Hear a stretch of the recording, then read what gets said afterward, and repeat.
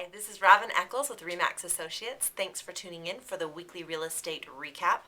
I realize that we are several weeks behind in the weekly real estate recap. Things have gotten crazy in the market, which is really exciting. Good news for both buyers and sellers, and then of course for us here with Eccles and Hamilton at Remax Associates. But it's meant that we haven't had as much time to reach out and share real estate tips with our friends out there, and so I'm happy to rectify that today and be able to get a little bit of information out to you. If you hear some rustling in the background, I've got Evie hanging out with me this evening.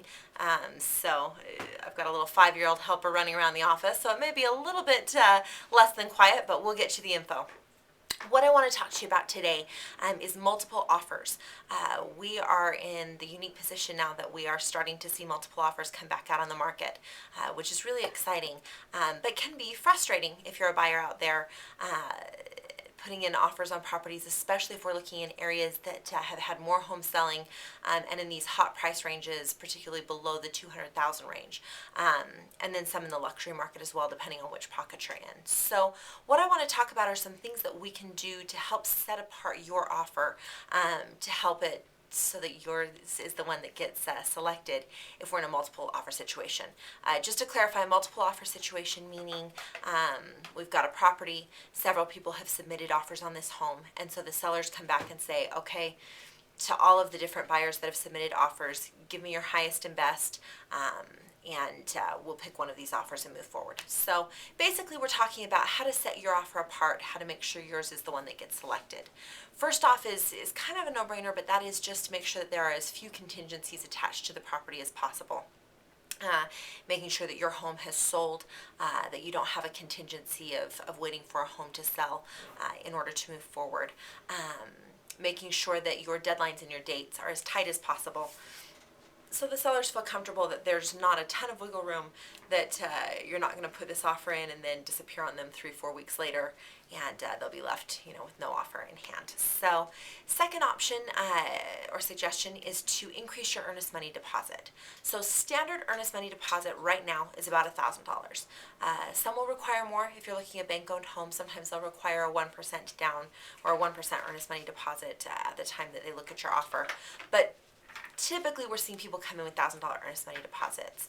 What I'm seeing with some buyers that have more cash at hand available is that they're bumping up that earnest money deposit, coming in $2,000, $3,000, $5,000, even the full down payment as their earnest money deposit.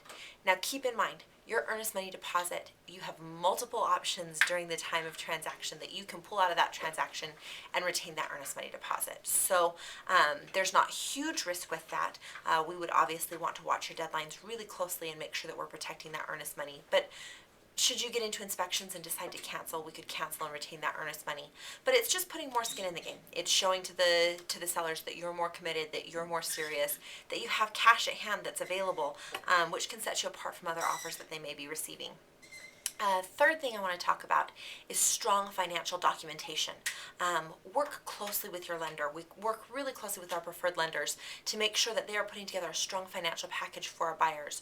Rather than just submitting an offer with your standard pre-qual letter, or even worse, without anything, submit a full pre-qualification, a full pre-approval that states credit has been reviewed, assets have been reviewed, that these guys are really solid. And then go that step further. I like to have the lender write in a letter that just reviews kind of the attributes of this buyer and why they feel really confident and comfortable that this buyer is going to be able to move forward with the purchase.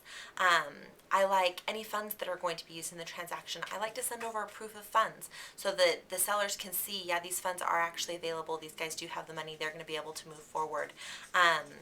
I like just documentation for anything that we're talking about financially with the transaction. And again, reason is that's just going to give that seller that strength, that confidence in your offer and set you apart from the offers that are coming over, like I said, with just a kind of standard pre-approval letter or with no letter at all.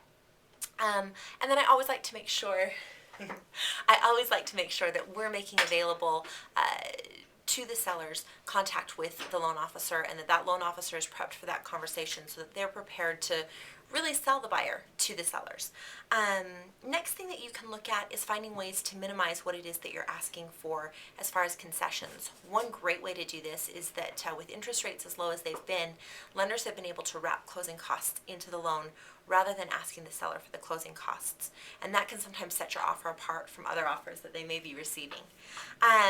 Next thing, I talked about tighter deadlines when I talked about removing contingencies, just really making sure that you're making that offer as clean as possible. And finally, one thing that I have found is really successful for my clients, especially when we're going into multiple offer situations, is for me as their agent to write a letter of, kind of a letter of reference about this buyer, to give the agent a little bit of information about the buyer. And I try and do that a little bit more casually so it feels like we're just having a conversation about the people involved in the transaction. But I'm able to drop things like, for instance, if I have a client that's been at their job for 20 years, I'm going to mention that.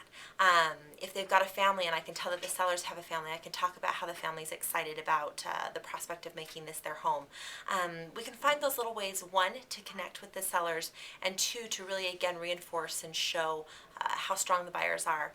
And those things are able to set you apart. When you've got a seller who's reviewing 4 and 5 offers, when they've got the one that there's a face attached, that there's a story to the buyers attached, that there's strong financial documentation, that contingencies have been removed, and that it just looks like a strong, solid offer that's going to get to the closing table easily, that's often the offer that gets selected, even sometimes if their dollar amount doesn't end up being the very highest. If all things are equal or if all things are close, sometimes that's enough to push that offer up to the top. So there's my tips for getting offers accepted in multiple offer situations. I'd love to talk to you about this further. If you have any questions, please feel free to call me, 801-419-2681, or check out our website, www.ecclesrealestate.com. Thanks and have a great week.